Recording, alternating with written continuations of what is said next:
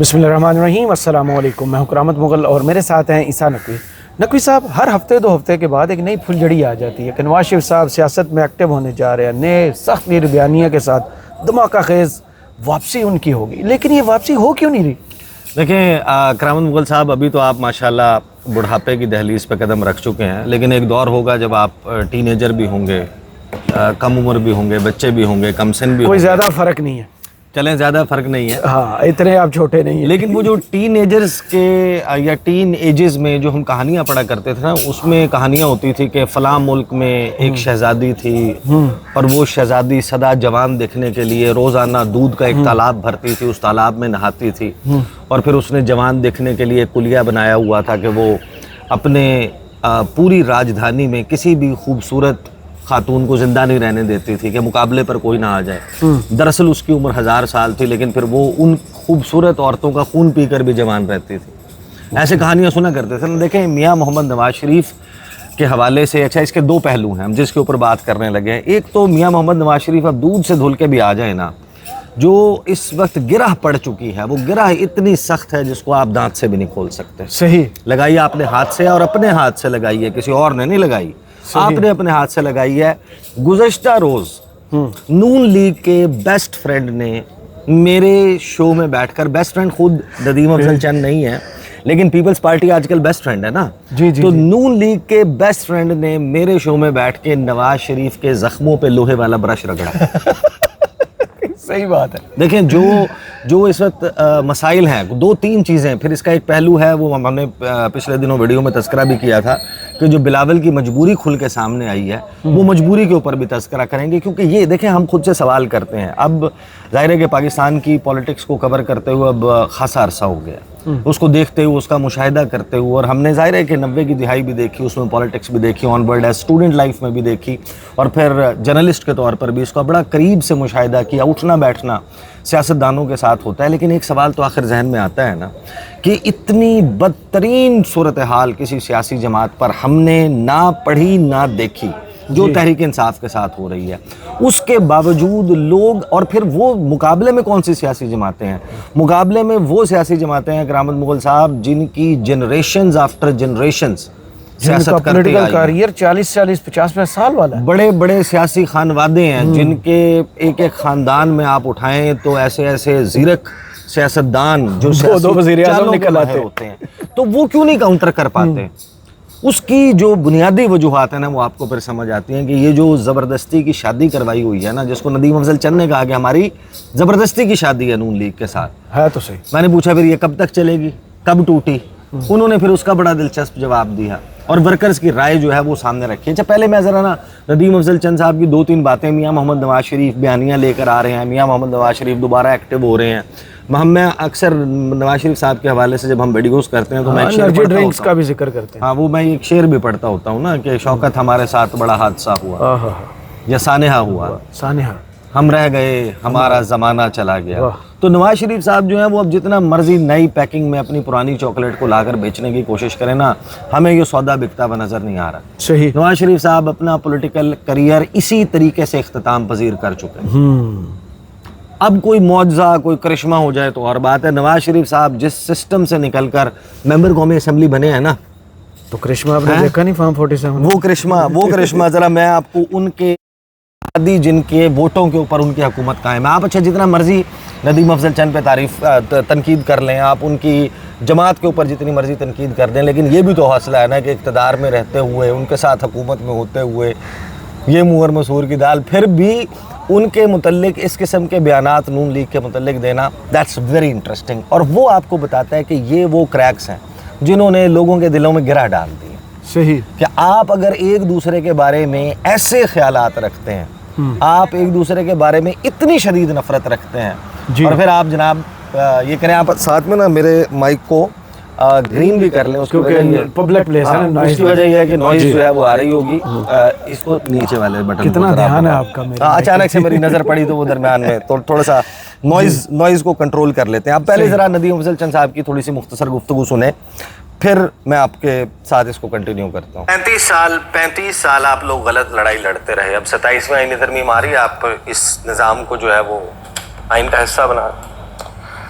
जब आएगा पता चलेगा, अब डिबेट होगी इसमें कि हम 35 साल ठीक थे या आज ठीक है, ये डिबेट जरूर होनी चाहिए। हमारी स्ट्रगल ठीक थी, हमारी कमजोरियां, हमारा फ्यूचर पाकिस्तान का क्या है, पाकिस्तान के अवाम कौन सा निज़ाम चाहते हैं, क्या हमारे सियासतदान जो हैं ये अवाम की अमंगों के मुताबिक फैसले करते हैं, ये तो तारीख फैसला करेगी और अभी आने वाले दिनों में पता चल जाएगा। मैं कायरा साहब को सुन रहा था, उनसे किसी ने पूछा कि ये क्या निज़ाम है, उन्होंने कहा कि मिला जुला है ना, ये मुकम्मल आईनी है ना गैर आईनी है, तो ये क्या निज़ाम है? नहीं, मैं तो इस निज़ाम को जानते नहीं हूँ, मैंने तो इस निज़ाम के तहत इलेक्शन लड़ा है और उसमें का मैं विक्टिम हूँ, मुझे तो इस निज़ाम का इतना ही पता है। सही, क्योंकि बचका में आखिरी चीज़ ये नवाज शरीफ साहब के हाइब्रिड प्रो मैक्स जिसके लिए तारीफ़ें करते हुए ख्वाजा आसिफ साहब नज़र आते हैं, ये उसके बारे में तबसरा कर रहे हैं नदीम अफजल चंद। ये वो निज़ाम है जिसके बारे में नवाज शरीफ के बयानिए के one of the opening batsman Khawaja Asif कहते हैं कि हाइब्रिड तो अच्छा होता है और हाइब्रिड हमने पहले क्यों नहीं 35 साल पहले आ जाना चाहिए। 35 साल पहले आ जाता तो हम बड़े बड़े सियासी हादसात से बच जाते। उसके बारे में ये तबसरा, और फिर जिस इलेक्शन से नदीम अफजल चंद हारे हैं और नवाज शरीफ जीते हैं उसके बारे में पीपल्स पार्टी के एक के बाद एक बयानात।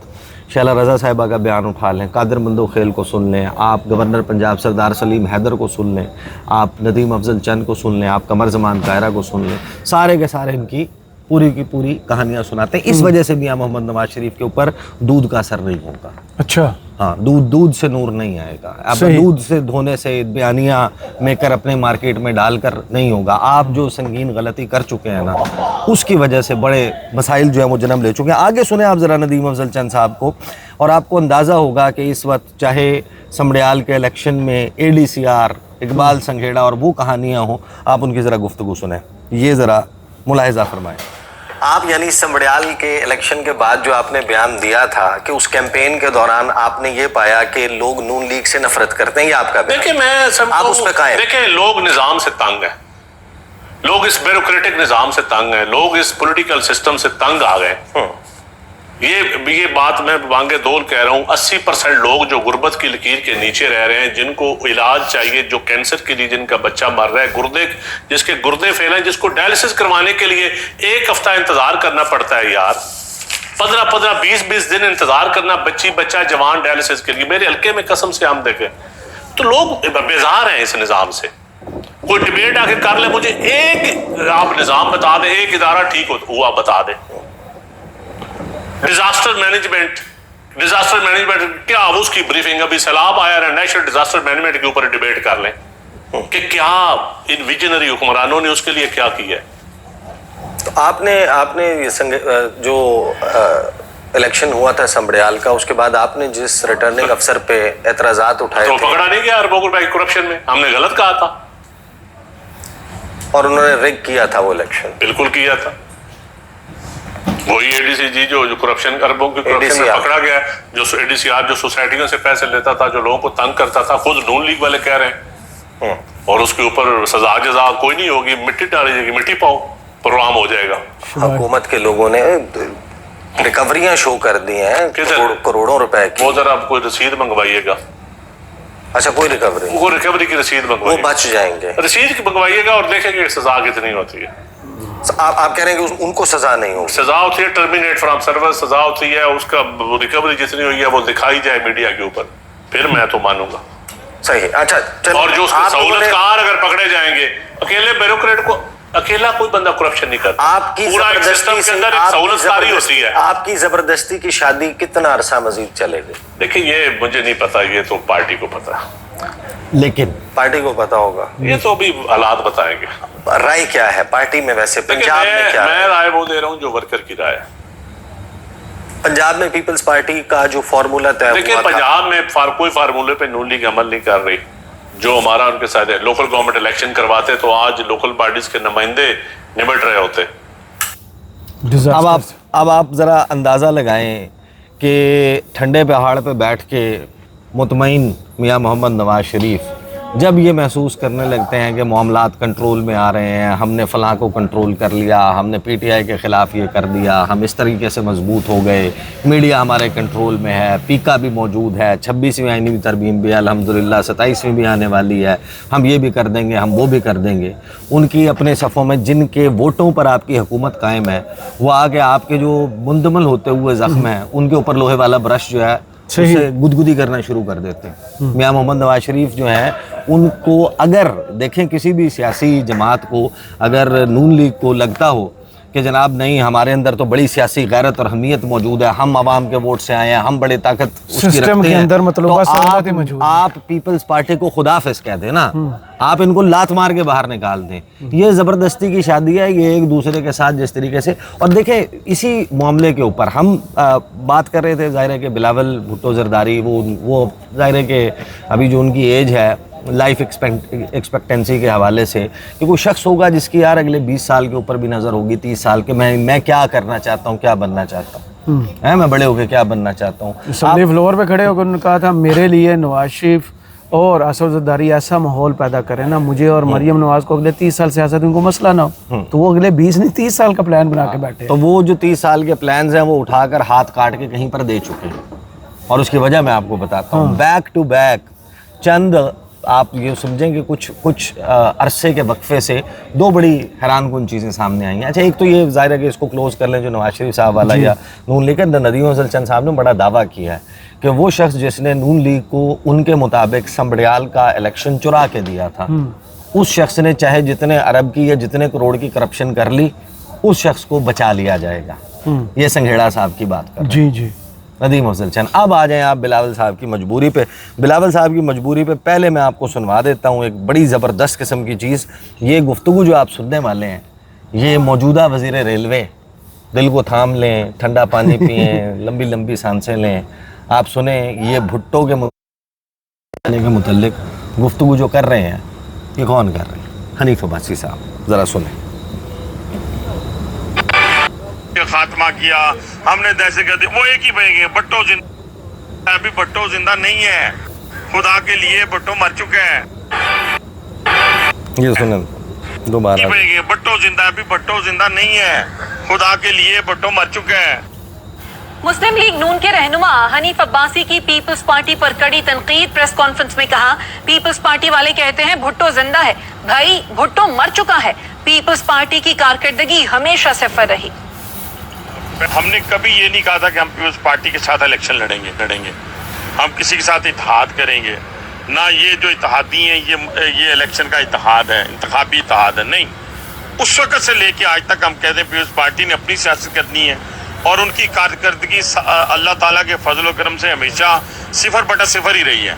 यानी अपनी वो उठा के स्वाय ये कि भुट्टो जिंदा के नारे के अलावा कभी वो ये नहीं बता सकेंगे कि हमने जनाब इस मुल्क के लिए मोटरवेज दी, हमने इस मुल्क की इलेक्ट्रिसिटी जो है वो उसको पूरा किया, हमने इस मुल्क से बेरोजगारी का खात्मा किया, हमने दहशतगर्दी, वो एक ही बनेंगे। भुट्टो जिंदा, अभी भुट्टो जिंदा नहीं है, खुदा के लिए भुट्टो मर चुके हैं। यानी आप अंदाज़ा लगाएं कि यही जो है वो हनीफ अब्बासी साहब हैं। और कल मैं देख रहा था कि जमात इस्लामी के जो अमीर हैं, हाफिज़ साहब, हाफिज़ निमर रहमान, हाँ, उनका बयान आया कि ये जो 27वीं आईनी तरमीम है ना, ये चंद फ़ोन कॉल्स की मार है। ये जितने जनाब आप अपनी अकड़ दिखा रहे हैं, आप सोच रहे हैं कि आप ये कर देंगे, आप फलां कर देंगे, आप जितने बड़े तुर्रम खान हैं ना, तो एक सिटी की मार है। आपको हाथ के इशारे से, आपको आँख के इशारे से बताया जाएगा। यही हनीफ अब्बासी साहब जो अपनी आवाज़ में जितनी अकड़ाहट लाकर ये बड़े ज़बरदस्त लहजे में कह रहे थे कि भुट्टो ज़िंदा नहीं है, भुट्टो मर गया है, यही हनीफ अब्बासी मैं आपको सुनवा देता हूँ। इनको और तारिक फजल चौधरी को भिजवाया राजा परवेज़ अशरफ के घर, साथ में नैयर हुसैन बुखारी साहब बैठे हुए हैं, और उसके बाद अपने चेहरों के ऊपर किस किस्म की मसनूई मुस्कुराहट रख के यही हनीफ अब्बासी गुफ्तगू करते हैं। ये ज़रा गुफ्तगू सुने। ये वो भुट्टो मर गया है वाले हनीफ अब्बासी हैं जिनकी गुफ्तगू दुनिया को मालूम है और हमें ये एहसास भी है और हम अपने कारकुनान को भी बताना चाहते हैं, और ये तमाम साफ़ी बरादरी के ज़रिए पूरे पाकिस्तान को भी पता होना चाहिए कि हम इत्तेहादी हैं। ये जो तासुर दिया जाता है, ये तासुर कभी कभी हमारी तरफ से भी आ जाता है, कभी इनकी तरफ से भी आ जाता है, लेकिन जब भी फैसलों की बारी आती है तो अल्हम्दुलिल्लाह हमारी लीडरशिप जो है वो दानिशमंदाना फैसले करती है और ये बताती है कि हम सेनेट में, कौमी असम्बली में, हर जगह के ऊपर एक दूसरे के इत्तेहादी हैं। और पंजाब सिंध के लिए दुआ गो है, सिंध पंजाब के लिए दुआ गो है, तो हमारी, और इसी तरह बलूचिस्तान जो है वो सबके लिए दुआ गो है, हम बलूचिस्तान के लिए दुआ गो हैं। इवन हम KPK के लिए दोनों दुआ गो हैं कि वहाँ के अवाम पे जो इस वक्त ख़ास तौर पे आफत आई है, अल्लाह ताला उससे उनको निजात दे जल्द अज जल्द, और हम सब उनके पीछे खड़े हों, उनकी मदद करें। आज का फार्मूला जैसे अभी रनर अप का कहा है, इसी फार्मूले को हम पहले भी लेके चले हैं ज़िमनी इलेक्शंस के अंदर पाकिस्तान पीपल्स पार्टी के साथ, और आज भी हम अपनी लीडरशिप के इमाम के ऊपर इसी फार्मूले को अपनाते हुए, जहां हम रनर अप है हम इलेक्शन लड़ेंगे, जहां पाकिस्तान पीपल्स पार्टी रनर अप है वो इलेक्शन लड़ेगी, और ये हम मिलकर इलेक्शन लड़ेंगे। जहां जहां हमारा कैंडिडेट होगा पाकिस्तान पीपल्स पार्टी हमें सपोर्ट करेगी, और जहां इनका कैंडिडेट होगा हम उसको सपोर्ट करेंगे। अब आप अंदाज़ा लगाएं, एक तरफ आप कहते हैं कि पीटीआई ख़त्म हो गई, पीटीआई ख़त्म शुद्ध, पीटीआई एग्जिस्ट नहीं करती, हम बड़े पॉपुलर हैं, हमने सब कुछ बेहतरीन कर दिया, दूध और शहद की नहरें बहा दी हैं, मौशी टर्न अराउंड कर दिया है, और आप उस ख़त्मशुदा पीपल्स पार्टी पीटीआई के मुकाबले के लिए, जो कि अब ज़िमनी इंतखाबात नहीं लड़ रहे, आप सारे इत्तेहाद कर रहे हैं। देखिए, आई एम कन्विंस्ड, जब हम इस सियासी लड़ाई को देखते हैं ना, कि ये जो ड्रामे और शोबदाबाजियाँ नून लीग और पीपल्स पार्टी कर रहे हैं, कि अभी बिलावल भुट्टो कह रहे थे तरक्की याफ्ता ममालिक में, डेमोक्रेसीज़ में जो प्रेसिडेंशियल कैंडिडेट्स होते हैं वो मुनाजरा करते हैं, वो डिबेट करते हैं, तो शहबाज शरीफ आए और मेरे से मुनाजरा करें। जवाब में शहबाज शरीफ कह रहे थे कि आप आ जाएं ज़रा पंजाब, मुनाजरा भी होगा और मवाजना भी होगा। फिर वो कह रहे थे कि ये वो तीर है जिससे मैं शेर का शिकार करूंगा। फिर आप ये कहते थे कि जनाब लाड़काना की सड़कों पे घसीटेंगे, नाम मेरा तब्दील कर देना। लेकिन इन सब के बारे में एक जुमले में इमरान खान कह देते थे ये कि सिक्के के दो रुख ये हैं। अब देखें ना, ये ज़ाहिर इकट्ठे हो है जाएंगे। पीपल्स पार्टी के बारे में तो बड़ा ही एक आम राय और अक्सर जिसका मैं इजहार करता हूँ कि पीपल्स पार्टी बेसिकली इस वक्त नून लीग का जरदारी विंग है, और ये वो पीपल्स पार्टी है ही नहीं, बल्कि आप यूँ समझ लें कि ये हल्के नीले कलर, यानी कि डार्क ब्लू कलर के नवाज शरीफ खुद हैं, और ये लाइट ब्लू कलर की पीपल्स पार्टी है, यानी हल्के शेड में नून लीग, नीले जो नीला कटिया तो की बचे यार। हल्के शेड में नून लीग सिंध में भी दस्तयाब है। हाँ। मतलब आप अपना इश्तिहार ये लगा सकते हैं। देखिए, आई एम कन्विंस्ड ये जो सियासी लड़ाई है इस सारे मामले में, अगर अपार्ट फ्रॉम द फैक्ट कि इमरान खान की अपनी फ़ैन फॉलोइंग होगी, सिंपथी का अपना वोट होगा, इनकम्बेंसी फैक्टर शायद इनके लिए ज़्यादा नेगेटिव पॉइंट है, but at the end of the day लोगों को ये जो इनकी 90 की दिहाई से लेकर ऑनवर्ड जिस किस्म की ये पॉलिटिक्स है ना, लोगों ने उसकी वजह से इनके ख़िलाफ़ और पीटीआई के फेवर में एक बड़ा मैदान हमवार किया। सही, बहुत शुक्रिया ईसा नकवी आपके तज्जिया का। कमेंट्स बॉक्स में ज़रूर बताइए वीडियो आपको कैसी लगी। इजाज़त दीजिए, अल्लाह हाफ़िज़।